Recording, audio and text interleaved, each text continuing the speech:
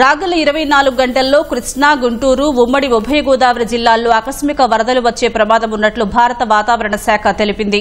మరో 3 రోజులు కోస్తా జిల్లాలకు భారీ వర్ష సూచన ఉన్నట్లు అంచనా వేసింది. శ్రీకాకుళం, మన్యం, అల్లూరి, విజయనగరం, నంద్యాల, పల్నాడు జిల్లాల్లో వాతావరణ శాఖ అధికారులు యెల్లో అలర్ట్ను జారీ చేశారు.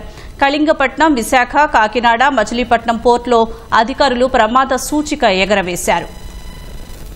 రాష్ట్రంలో రాబోయే వారం రోజులు చెదురుముదురుగా వర్షాలు ఉండే అవకాశం ఉంది. ముఖ్యంగా ఉత్తర కోస్తా జిల్లా అయిన ఏలూరులో, దక్షిణ కోస్తా జిల్లా అయిన ఎన్టీఆర్లో రాబోయే 24 గంటల్లో భారీ నుంచి అతి భారీ వర్షపాతం 1-2 ప్రాంతాల్లో నమోదయ్యే అవకాశాలు కనిపిస్తున్నాయి. కోస్తా జిల్లాలైన శ్రీకాకుళం, విజయనగరం, పార్వతీపురం, అల్లూరి సీతారామరాజు, పల్నాడు, ప్రకాశం, నంద్యాల, కర్నూలు జిల్లాల్లో 1-2 చోట్ల భారీ వర్షపాతం కూడా 24 గంటల్లో నమోదయ్యే అవకాశాలు కనిపిస్తున్నాయి.